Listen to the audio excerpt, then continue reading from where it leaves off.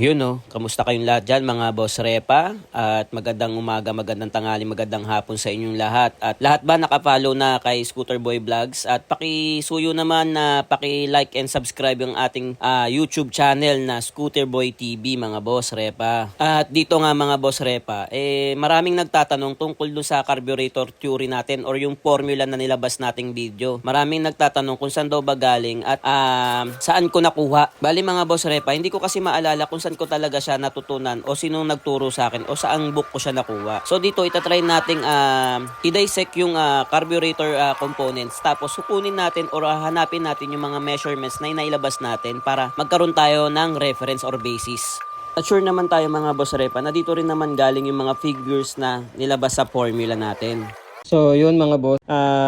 Sinusubukan natin kunin at sagutin yung mga tanong kung saan ba nanggaling yung formula na ibinigay ko sa inyo tungkol sa pagkuha ng pinakamalapit na main jet at pinaka-safe na main jet pagdating sa carburetor para magkaroon tayo ng standard. Hindi ko sinasabing literal na ito yung standard na kasama kapag bumili ka ng brand new. Pero usually, meron yan mga kanya-kanyang sizes ng main jet at pilot jet. Sa flat slide, kalimitan na kasama sa main jet dyan is nasa 138 to 145. Ang pilot jet niyan is 45 to 48 ang flat slide. Ang round slide naman, ang kalimitan na pilot jet na kasama niyan is nasa 38, 36 hanggang 40. Ang main jet naman niya nasa 152.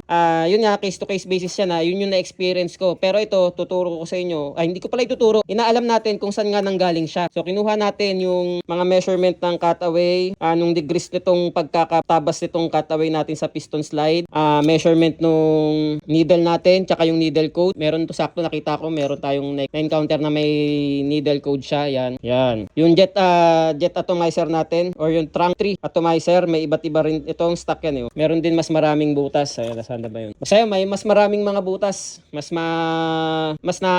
na-atomize yung fuel natin pagpapasok sa carb. So, ito yun nga. Sinukat natin to. Nag-came up tayo na ito. Yung dulo nito, sinukat natin simula rito. Yan, 2.5 mm. Tapos yung dulo, sukatin natin 0.95 o 0.9. So, yung formula na binigay ko sa inyo, pag nakuha nyo yung sukat ng size ng carb, for example, 28 mm, kaya sinabi ko sa inyo times 5, tapos times 0.95. Dito pala natin nakuha yun mga boss, mga karepa. So, hindi ko nasagot sa inyo nung nakaraan at hindi ko nakalimutan ko na kung sino nga nagturo sa akin at ano yung theory behind this. So, yun na yun. Nakuha natin yung carb size para magkaroon tayo ng base. Tapos, kaya siguro nag-came up yung nakakuha or nagturo sa atin or yung libro na nabasahan natin to kung saan man to. Sinukat niya to, minultiply niya lang tong 2.5 kasi kailangan natin nito yung nozzle spray natin. Ay, yung spray nozzle kasi same measurement lang naman to. So baka dito niya nakuha tsaka dito sa mismong kasi ito yan Ito yung magkakaduktong diyan mga boss. Ganyan yan ang itsura niyan. So pagka yung piston slide natin ito, for example, pag tumaas yan, mabubukas siya at magsasak siya ng hangin at fuel na nanggaling sa labas ng karburador. Na galing din ng negative pressure, kung ano man tawag natin doon, hindi ko rin masyadong kabisado at hindi ko rin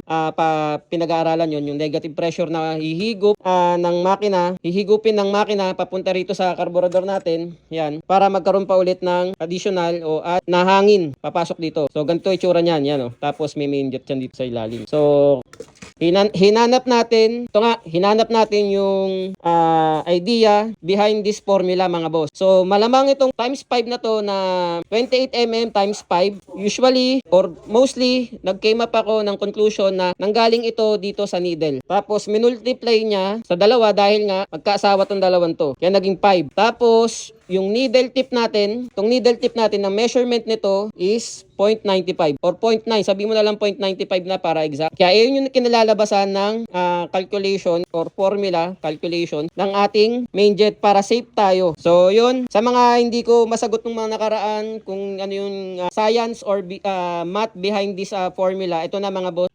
Inalam natin yung mga measurement and angle. Siguro yung slide cutaway angle degrees natin, nagkakatalo na lang din depende sa carb type na gamit natin. Ito yung stock tapos ito yung racing. So mas steeper to kasi 70 plus lang siya compare dito sa stock. Tapos sinukat ko rin yung needle nito 2 mm something hindi siya So siguro doon na lang natin babasihan kung yung stock carb natin ay 2 mm. Doon na lang natin malamang yung needle nito kasi 2 mm. Tapos 2mm times 2 mo. Tapos yung needle tip niya nung dulo, asan na ba yun? Pakita ko rin sa inyo yan. Pinakita ko na sa inyo yung kanina yung sa needle. O, 1.2. Pwede nyo rin baguhin to. Okay yung dulo nito. Ito yung kagandahan ng mat mga boss. Ito yung magical thing na nangyayari sa mat natin.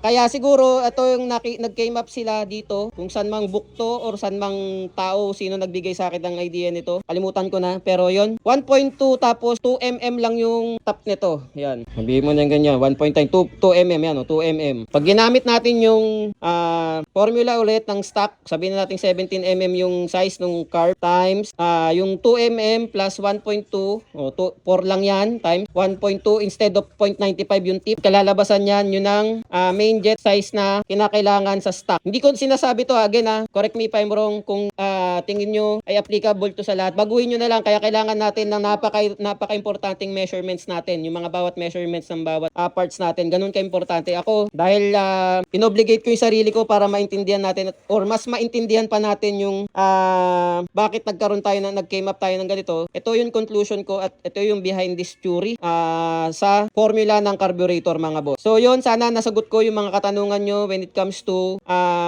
formula mga boss. Sa lahat na nagtatanong, ito na, pinakita ko na sa inyo. At again, case to case basis to. Hindi ko sinabing ito yung computation at ito yung kinalabasan kung paano, ito yung math behind the computation o the formula. Hindi porket yun na sinabi ko, tugma na kagad sa inyong karburador to. Siguro, mas naging richer lang yung formula nito para laging safe side yung ating makina pag tune tayo ng carburetor.